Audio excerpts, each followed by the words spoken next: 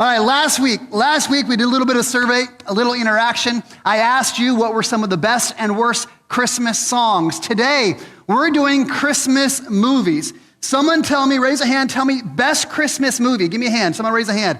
Best Christmas movie, right here in the back. Christmas Vacation, that's a good one. Lampoons, give me another one. And we got another one right over here. That's a great one in the back. Okay. Die Hard, I'm not touching it. All right, we'll get to that one. I do have a couple that I wrote down, couple that I think the best. The Polar Express is one that we just love that one. Elf, if you like to laugh, is anything funnier than Elf? And then I did put down It's a Wonderful Life. It is great. All right, let's do this. Worst Christmas movies. Worst Christmas movies. Someone give me a hand. What? I don't know. In the back. Die Hard. What? Yes. All right. Anybody? Worst Christmas movies. Worst Christmas right here. Elf. What is wrong? She does not like to laugh. That must be what it is. Anyone on this side? Worst Christmas movie? Hallmark. Which one? There's 3,442 and they have one plot. All right. Here's the ones I wrote down. Home Alone 3, like, you can't change the little boy. It just ruins it. Stick with 1 and 2. This one, Nightmare Before Christmas, like, it's like, why are you trying to mix Halloween and Christmas? They don't belong together. And I did put Die Hard because it is not a Christmas movie. It happens at Christmas time. It is not a stinking Christmas movie. There we go. I want to ask, though, about a movie called, have you seen the movie Jingle All the Way? Anybody seen that movie? This was a movie, it's probably 25 years old. That tells you how old I am. It's an older movie, and that movie, it's not the worst. It's not the best. It's just a movie. If you remember that movie, you got Arnold Schwarzenegger, and Sinbad. They're in this, like, competition. There's the big ticket Christmas item. Right? I mean, you think about like Tickle Me Elmo or whatever it was. And the movie, the prize was the Turbo Man action figure. And you see these two guys go through all sorts of trouble and all sorts of fighting to get that perfect gift for their child. And you know what I think is so interesting about that movie is it kind of captures the pressure that often parents feel to get the perfect gift for their child, right? Like you think about as a parent, like maybe your kid comes up with a Christmas list and it's like, maybe the turbo action figure. Maybe it's, I don't know, an Xbox or Pokemon card or whatever it happens to be. As a parent, like you feel the pressure of getting those tickets. And I know some of y'all, you're Grinches and you just don't care. Like you're a Grinch. And I'm just saying that like, man, I feel, again, if I'm going to just be honest, like anybody feel the pressure that I do? Like I do. I experience a lot of pressure trying to get the right gifts for my family, for my friends. And my kids, they'll come up with these lists and they have all sorts of expensive things on their lists. And I'm like, oh man, I don't know how I'm going to do it. But man, I want to give them love. I want to influence them. I want to have a good relationship. And so I do everything in my power to get things on these lists. Now, I just do have to have a little bit of a confession. If you look at my Christmas list versus my wife's Christmas list, I think we have it up here. And I feel a lot of pressure for my side of the shopping list. And anybody else's marriage is like that? Anybody? All right. Gifts are so funny. You think about your Christmases growing up. When you begin to think about Christmases growing up, what is your favorite childhood memory from Christmas? Anybody think about that? Like anybody have a specific memory, the greatest memory they have from Christmas growing up was something under the tree. Anybody have that? Because I'll tell you, I've talked about like some of my favorite Christmas memories and they have little to do with what was under the tree. My Christmas memories I shared a couple weeks ago. I loved my mom would have us do a birthday cake for Jesus on Christmas Eve and we'd sing happy birthday to Jesus. My mom would take us out and we would go drive around looking at all the Christmas lights. We'd go to the big tree lighting thing. Like those are the memories I have from Christmas. In fact, I've got a Christmas from a memory from Christmas in 1991 when my dad was still alive. And again, I remember this year because there wasn't anything underneath the tree. But I remember it was like a couple days before Christmas, and my dad had errands he needed to run. And so he said, Kevin, why don't you come with me and run my errands with me? And I remember it for two specific reasons. Number one, my dad bought me a pack of Necco wafer candies. They're pretty much the worst candy ever. Like, there's no flavor to them. But I remember my dad loved Necco wafers, and guess what? I love Necco wafers because my dad bought me Necco wafers. So we had eating these they're like potato chips. They're not a good candy, but I remember Necco wafers. And the other thing I remember about this day, and this was scandalous, folks. This was scandalous. My dad took me to the sports center for lunch. Now, Sports Center on Yakima Avenue, you remember seeing the guy, he has got the gun, and my mom, she flipped a lid. She's like, you took your son, your 8-year-old son, to a sports bar? It was scandalous. But I remember how exciting that was for me. Like, I got to go one of the places my dad loved. And it's to this day, it's one of my favorite Christmas memories. It has nothing to do with gifts under the tree. It has to do with the fact that my dad wanted to spend time with me. And we got to go and do those things together. This month here at Restoration Church, we're having some conversations about how we want to celebrate presence more than presents. That the greatest gift that we can give to people we love, our family, our friends, is not necessarily a gift under the tree, but the greatest thing we can give is our presence. Investing in the relationships with one another.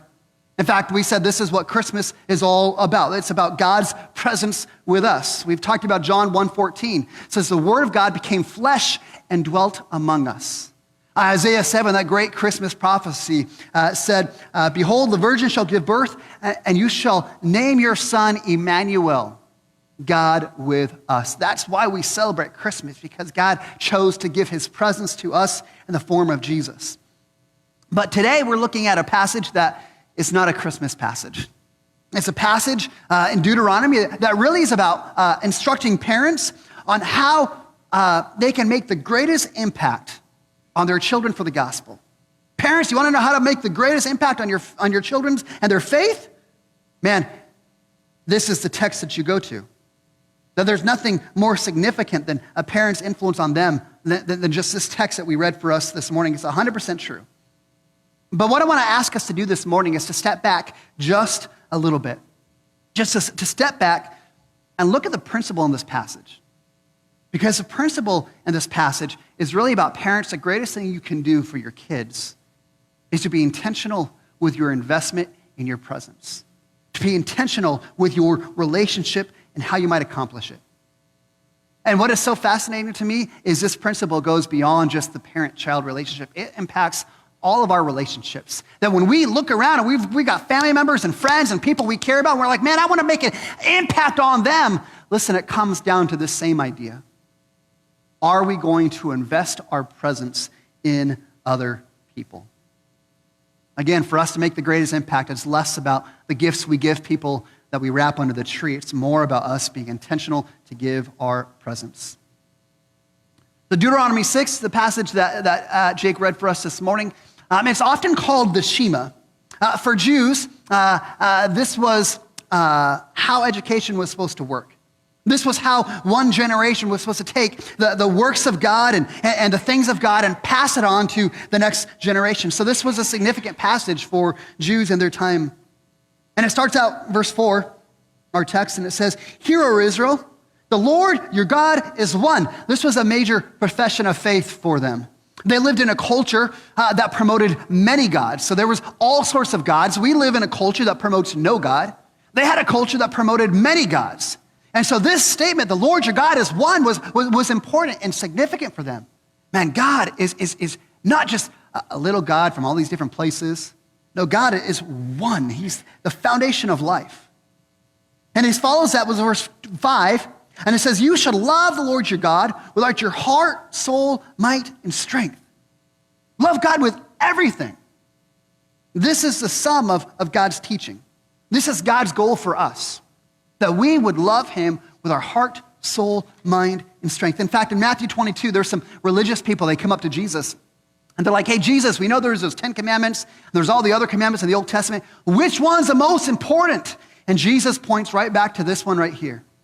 As this, the most important is this, Matthew 22. It says, you should love the Lord your God with all your heart, soul, mind, and strength. That's the most important. And they said there's another one that's just like it. You should love your neighbor as yourself. On these two things hang the entire scriptures. Love God, love people. Now, what's fascinating to me, though, is when you look at this passage, here's what he's saying. You need to love God with your heart, soul, mind. Notice what he does not say. He doesn't say, hear, O Israel, the Lord your God is one. Therefore, you need to do the 10 commandments and teach the 10 commandments to your kids. That's not what he says, right? He doesn't say that. He doesn't say, hey, because God is one, here's the code you need to learn and submit to. Here's what you have to obey. Here's the rules you have to teach to the next generation so you can be my people. That's not what he says. What does he say? He says, love the Lord your God with all your heart, soul, mind, and strength. Why does he say that? Why does it say love instead of obey? Because we are motivated. We do what we do, not because we have an understanding of right and wrong. No, we are motivated by our love. Our understanding of right and wrong, it doesn't influence how we live. It's our love that motivates our actions. Think about it this way. When you go out to eat, right? You're going to go to Major's. You're going to go to Red Robin, right? What are you going to do? Like, you're going to go there and you're like, I know I should probably have a salad. I know the super salad food with kale and all this other stuff is going to be really good for me. But you're also looking, you're like, man, look at that cheeseburger with the melted cheese and the bacon and the grilled onions and the French fries and the peppermint milkshake. Like, you know what you should get, but what do you order? Let's just be honest. The cheeseburger, the big, greasy cheeseburger. We know why. Because it's what we love that motivates the direction of our life. That's true. And so God's instruction to parents, God's instruction to us is, hey, the most significant thing is that you love God, not just obey him, that you love him, because your love will motivate how you live your life. You want to make an impact on your kids? Man, it starts with your own love of God. Not just obedience. No, he wants us to love because love brings obedience. And here's what he says next, verse 6. He says, these words that I command to you today shall be on your heart, and you should teach them diligently to your children. What are these words? What's he talking about? These words, I command you to teach them. What is he talking about? Is he talking about a bunch of rules to follow? Is he talking about obedience? No, the foundation for everything he wants us to teach is about loving God with our heart, soul, mind, and strength. He says, no, you're to teach them diligently to love me. In fact, that word diligently we see in our text. I love how it says in a couple different versions. The Christian Standard Bible says you are to repeat them. The NIV says you are to impress upon them, which carries this idea that this role of responsibility is not just a one-time thing. It's not just once you say, oh, you need to love God. No, this is something that's a constant conversation. It's constantly something that we're bringing up, having conversations about, man, we got to love God. We got to love him. Now, I don't know about you, though, but now we've got 5 kids, and I hear this. I'm like, oh, I'm supposed to teach this to my kids. I don't know about you, but I get a little bit overwhelmed. Like, I don't know, because for me, I'm like, we are so stinking busy. Like, we've got all sorts of kids' sports, and they're in ballet and cross country and tennis and all these different things going on. And then my wife works and I work, and we've got the house and the dog and all these things that, kids work, and we have so much going on. And I hear this and I'm like, oh my gosh. Like, I don't have time to do a Bible study every night with the kids. Like, how much time it takes me to prep for that, and then you get them to sit down and try to coordinate everybody's schedule. Like, how am I supposed to do that? This is where I love, because God recognizes we live in the real world. He realizes that life happens at 1,000 miles a minute. And so listen to how he instructs us to do this. Verse 7, he says, teach them diligently. and talk with them when you sit in your house, when you walk by the way, when you lie down, and when you rise up. Did you hear what he said? He said, we teach our kids not by teaching them the Greek and Hebrew Bible. That's not what he's talking about. He's not talking about us sending our kids to church or to Awana or to Bible study or to vacation Bible school or to youth group. He's not saying you're to gift your kids a Christian education. I mean, those things can be beneficial, but that's not what he says ultimately is going to impact our kids. What impacts the next generation? Investing our time and our presence in the simple routines of life. That's what he says. When you sit in the house, when you walk by the way, when you lie down, when you rise up. That if we're going to impact the next generation, if we're going to have an impact on our families, it comes by us making the love of God and conversations about the love of God everyday parts of our conversation and parts of our life. I mean, he says, sitting in the house, like we all sit in the house, right? This is what we do. At the end of the day, what do? You go into the living room and you turn on the TV and you put on Golden Bachelor or whatever your favorite TV show is, whatever it happens to be. You grab your phone and you're scrolling through what's happened, what you missed out on Instagram and all the other social media things. And your kids, they're sitting in there on their devices and they're playing Minecraft and they're like, gotcha. You know, they're doing their thing. Do you realize that when you're sitting in your house, that is an opportunity for you to invest relationally in your kids? Again, God's not talking about having a Bible study. He's saying when you're in the living room, when the TV's on, don't turn the Golden Bachelor off, although maybe you should. Maybe you should just turn that show off, put something else on. There's probably football on. Yeah, there we go. Okay, where am I? Here we are. He's not talking about, having to go through some Bible study. He's saying in the things that you're doing, you're sitting around watching TV, you watch The Bachelor, why don't you talk about what real love is? Hey, kids, let's talk about this. You want to know what real love is? Man, here's how God has loved us. And this is where you take the love of God and the conversation of God and you make it just an everyday part of your conversation. It requires us to be intentional. That when we're talking about life, when we're doing things, we're just bringing God into the conversation.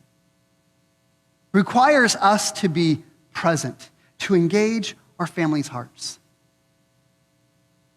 Where we're sitting down or we're watching the television show or doing whatever it happens to be, we're like, hey, I'm going to engage my family.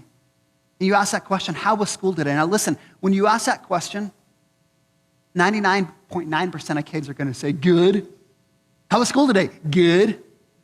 Was it normal good or was it special good? Good. No, we got to work at it. We got to be persistent. We got to be consistent to engage them, to engage their heart, to draw out their conversation, to draw their heart out. And again, we're not talking about us preaching at them. We're talking about engaging them. He said this. He said, when you're sitting in the house, when you walk by the way. No, we don't walk many places anymore unless you're Kevin and Gretchen Kelly because you live so close to the church, okay? But how many of you drive in a car? Listen, there's no beautiful place to trap your kids in than in the car because they got nowhere else to go. They're a captive audience. It's beautiful. When you're in the car, man, this is opportunities to have some conversations. You pass by some, right now, as we drive at night, we're like, man, look at this Christmas light over here. Man, isn't it great for us to be able to highlight those things and just marvel at the beauty that God has given us? Again, you're trying to say these are things you're normally doing. You're already driving in the car. So why don't you look around to see some of the things that God's given us that you can praise God for, where again, you're allowing the conversation and the love of God and the adoration of God to be a normal part of your conversation. He says, when you lie down. Listen, bedtime was one of my favorite times when our kids were little. I loved it because we would go in bed and we'd get our teeth brushed and we'd get all ready and we'd sit down, we'd read a book together and we'd pray and then I'd wrestle and rile them all up and my wife would be like, they're supposed to be going to bed and you're trying to rile them up. That's what dads do, right? That's what we do. We rile them up. My favorite thing when I get done preaching is I'll go on to the kids ministry and I will rile those kids up. So when you pick them up, they're all excited because I went and messed with them, all right? That's what we do.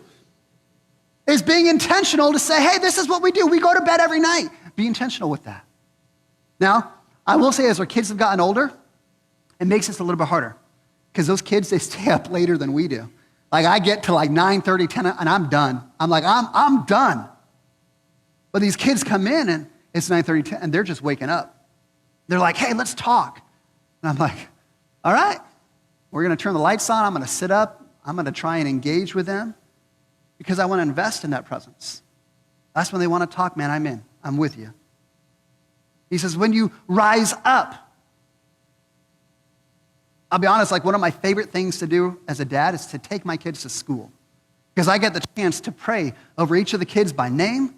We pray, and I'll be honest, like my youngest is going to be going into high school next year, and so he'll probably be driving to school with his sister, and it makes me really sad because I have cherished that time in the morning to be able to say, we're driving to school together, and I'm praying over every one of y'all by name. It's been something that has been so, now it's scary for the other drivers, so they're like, why is that guy praying with his eyes closed, right? He's supposed to be driving. But it's been a cherished time for me to say, hey, this is how I want to be intentional, to invest my presence in my kids, to allow some of these conversations about God to be normal and routine.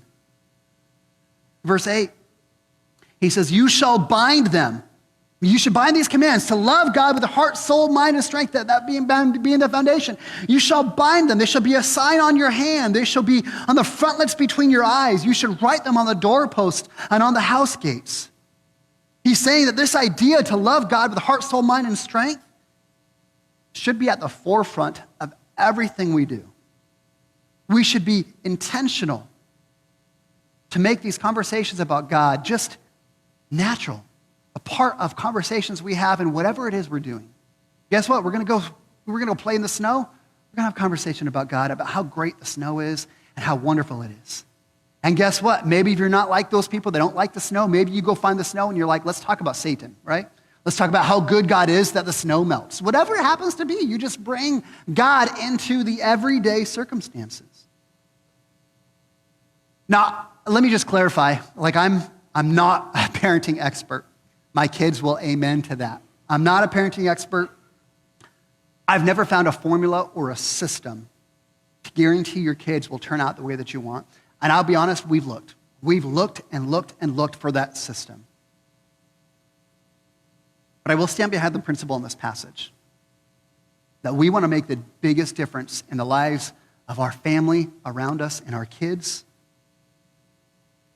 And I'll even go this far and say, I think what our kids want from us, what they want on their Christmas list, even though they may not say it.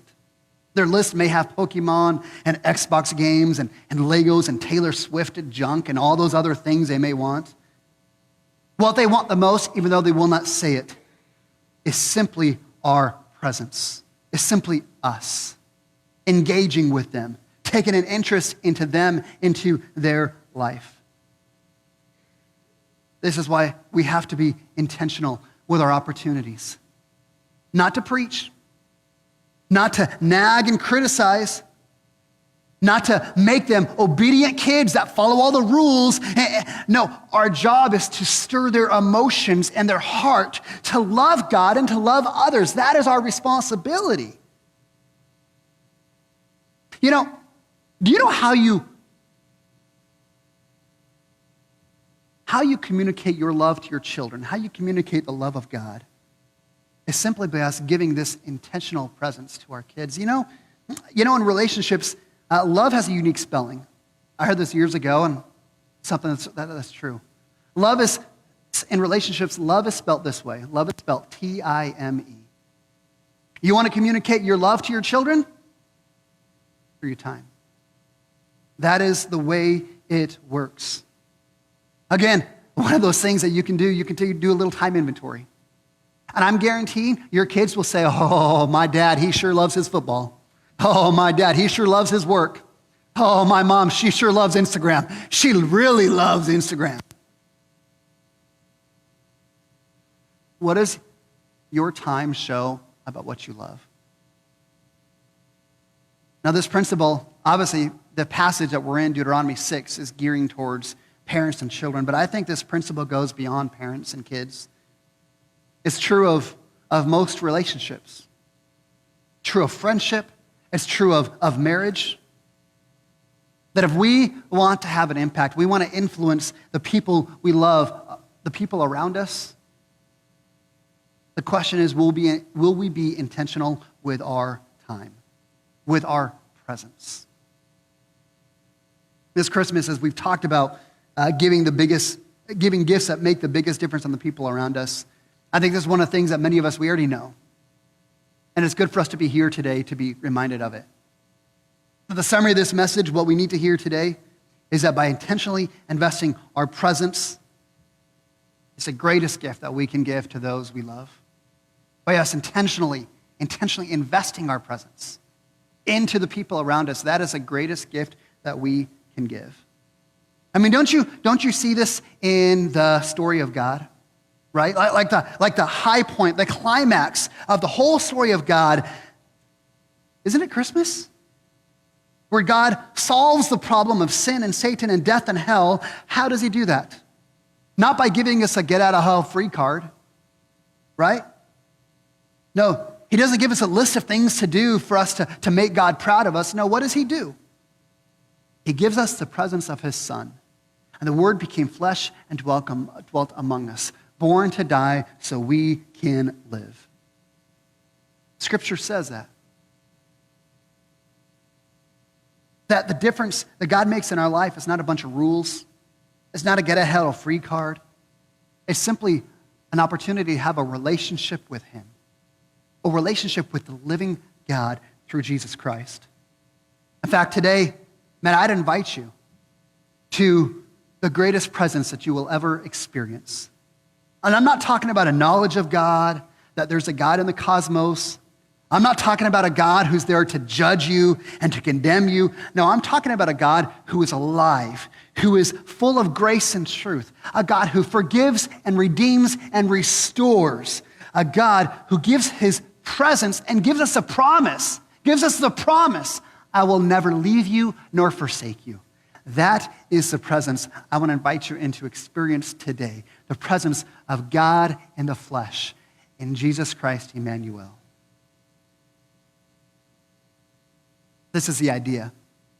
The best thing that we can do is invest our presence. So how do we apply this? Again, if you're looking for a really spiritual answer today, I'm just going to go really practical. Okay? Here's some ideas that might be helpful to you to think about how to invest your presence into the people around you. Like this, we've got some friends, and I love this idea. We've got some friends, and they made the decision years ago that for Christmas comes up, they were only going to buy their kids a couple little small things. No, we're going to do a couple little small things. And rather than spending the money on the gifts, they took that money and said, let's go have some experiences together. Let's go do stuff together. Let's travel together. Let's go do fun stuff together. Go places. I'm like, how genius is that? To be able to say, hey, again, if presence is the greatest thing we can give to our kids, man, why do we spend all the time trying to find the right gift to wrap and make them happy? Why don't we figure out how to just give them a greater opportunity to have presence? Now, I recognize here we are a week before Christmas, and most of us have our Christmas shopping bought. Some of you have your Christmas presents wrapped. You're overachievers. Okay, we're all going to judge you for having them wrapped at this point. Like, you don't do that, that's just me. But listen, if your gifts are already there, man, what if you looked at the gifts under the tree that you're giving your family? What if those were invitations to give your presence? I mean, think about this, like you buy your kids Legos. The great thing with Legos is kids will go and be busy for an hour and a half building the Legos. What if the Lego was your opportunity to say, man, I'm going to build the Legos with you. I'm going to engage with you and give you my presence. Video games are terrible. But what if instead of just being like, hey, there's a video game, go play it, what if you learned how to play Minecraft with the kids? Now, I've tried this. Like, I used to be able to play video games with my kids, and I loved it because I could always beat them. I can't do that anymore. So, I don't want to play video games anymore because I'm a sore loser. It's the way it is. I'm a sore loser, and they beat me at everything nowadays. But guess what? Like what if those gifts under the tree, what if they weren't things to make them happy? What if they're things that you said, I'm going to engage with you? Pokemon. Pokemon, I don't understand it. I'm glad my kids never got into it. But what if that is for you? Pokemon, you're going to go and figure out how to trade Pokemon cards and figure out what cards mean. I think that's how it works. I don't know. You guys are smarter than me. Again, it's just saying, how do I be intentional with my presence? Again, you look at that text, and the text talk about sitting around the house. Now, I don't know about you, but how many of us have some extra time off this Christmas? You get an extra day off, extra time with family. Again, what if you were intentional with your time this Christmas? So for you, what if it was a movie marathon? I'll be honest, like with my family, I didn't grow up liking superheroes. Like Marvel, like all those like men in superheroes in tights never excited me. I did grow up watching WWF, the real wrestling. And so I guess I like men in tights. I just like them. Yeah, okay, but that's weird. We won't go there. Men in spandex, yes, don't judge me. My kids, they got into the Marvel superheroes. And so guess what? My kids are interested in it. I'm going to take an interest in it. And we did. We sat and watched all 1,752 movies there are of all the Marvel superheroes. I don't know how many there is. There's a bunch of them. I will say Iron Man was my favorite. Me and Iron Man, we're homeboys. Again, it's one of those things. Hey, let's take this time. We're home. We've got some extra time. Let's invest time together. Let's do a movie marathon. Sitting around the house, board games, meals together. Hey, here's another idea that I think was great. What if you put your phone away over this Christmas break? What if there was a time when you're like, hey, we're home together. Why don't we put our phones in this basket or put it in a drawer? And what if you, as a family, what if you took a Sabbath for a day from your phones? Can you imagine the conversations that you might actually have by not being able to, I need to go check on, I got a text message. I got a message here. I got to go check what's going on Twitter. Being intentional with our time, being intentional with our presence. And he says, walk by the way. Again, with a little bit of extra time over Christmas break. Now, what if you did a day trip together? Drive up to the pass. Go to Leavenworth. Again, you got your family in a car. They're a captive audience. They've got nowhere else to go. You get to talk as much as you want. And I'll say this. We do this. One of my favorite memories this last year with our family is we were going to Wenatchee. There was a cross-country race up in Wenatchee. And so we got a bunch of us in the car. We're driving up to Wenatchee. And we didn't know, but there was, the road crew was striping. They were striping. And so traffic was so backed up and we actually almost missed the entire race. And so we're driving and it's a little stressful because we're trying to get there. We know we're going to be short. Man, we had so much fun in that car ride though. We laughed, we stressed, we talked. And my favorite is Oliver, our youngest, was sitting in the back seat. And he's driving, and he sees a sign on the road that says, road work ahead. And he's like, this road isn't working ahead. That's why we're delayed. And that was so dumb. But we laughed so hard. Again, it's just because you're in the car. You're going to be intentional with, hey, we're not going to be in the car to be on devices. We're going to be in the car to engage with one another, to have some time together.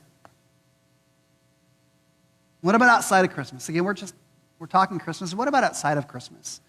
How can you be intentional with your presence and to the people around you? What is it in your schedule that you need to adjust? What is it in your life that you need to adjust to be intentional? Is that looking at your schedule and saying, hey, let's plan a date night? Date night between you and your spouse. You want to make an investment in your relationship? Man, prioritize date night. It goes beyond just husband and wife, though. Like parents, you can date your children. And it's so good for you to get one-on-one time and say, hey, let's go get coffee together. Let's go out to eat together. And you're able to talk and engage with them. You got a friend. You got someone who's struggling. You got someone you want to invest in. Man, don't make it weird, but just being like, hey, let's schedule this monthly. Let's get together. Let's get coffee. Let's talk about where things are. Let's be intentional with our presence. What about this? What about being emotionally present? Again, how many of us have these relationships with people around us, and there's a part of us that we're hiding? There's a part of us that we feel shame over, that we're afraid, and so we compartmentalize. Oh, I'll share with you on this part, but I'm not going to let you into this part of it. What if for you, maybe it's for you to be fully present, to be fully open, to share yourself fully with your loved ones? I tell you, there'll be a unity and a connectedness that you can't imagine through transparency and openness. What if for you, what if it was actually planning to have meals together? Like, I get it. Everybody's busy. I mean, we've got kids going 1,000 different miles and all these different things. But do you realize, like, when you gather your family around a dinner table on a consistent basis, do you know how much discussion and openness and connection and celebration it brings by gathering around the table together? Man, there are statistics that show how influential it is for families to eat together around the table. You know how impactful that is? Man, how do you prioritize? I recognize there's some nights where you're like, hey, we're just going to go through drive-thru and I'm going to throw some chicken nuggets in the back and they're going to call that good. That's dinner. But what if you were like, no, what if we said, man, these are the 3 days a week that we gather together, we sit around the table and we eat dinner?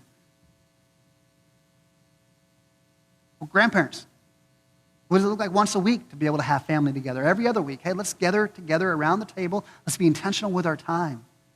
You've got some friends, some people that you're connected to. Again, how does it look like to say, let's prioritize being around the table together? The problem for many of us, and this may be the greatest problem in all relationships, is we have too many tomorrows, too many laters, too many, another time. Because we think we've got plenty of time. We don't have time today. We'll hang out tomorrow. We'll talk later. We'll go play another time. Right? Tomorrow. Some other time. You know what's scary is how quickly the time goes. I mean, I remember like when our kids were young, people would tell us, oh man, you need to cherish it. The time goes fast. Now, when you're a parent with toddlers, you're like, you guys are idiots. You don't even understand what like tantrums and crying and bedtimes and all those things that toddlers do. You're like, this is taking forever. What are you talking about? The time goes fast. We've got 3 kids that are 18 years and older. My youngest is going to be in high school next fall. And I'm saying, holy moly, where did the time go? It's gone so fast. See, James 4 says, life is a vapor. Psalm 39 says, Lord, teach us to number our days to remind us how fleeting time is. Ephesians 5 says, look carefully how you walk, not as unwise, but as wise, making the best use of your time. Oh, we think we've got plenty of time. I've got plenty of time to invest in the kids. I've got plenty of time to invest in the marriage. I've got another time to invest in these relationships. No, listen, we have to recognize our time is limited. We can't manipulate time. We can't create more time. We can't extend time. We might hope we've got plenty of time, but we don't know. We have no clue. In fact, when I think about Christmas in 1991, my dad had no clue that he had a sickness that was going to damage his heart. He had no clue that in a few short months, he'd die from a heart attack. He had no clue that he was going to leave his wife and 5 kids to pick up the pieces with dad no longer with us. 30 years later, it's not the gifts under the tree that matter. It's not the stuff. It's not the gifts. It's not the inheritance. What matters was his presence. What matters was his time. That he said, I'm going to be intentional to say, Kevin, come with me. We're going to eat some terrible candy and we're going to go to the sports center together. And we want to have the influence over the people that matter most. We want to influence and communicate our love to the people around us. The greatest thing that we can give them is be intentional with our presence. Say, I'm here with you. I'm engaged with you. I'm committed to you.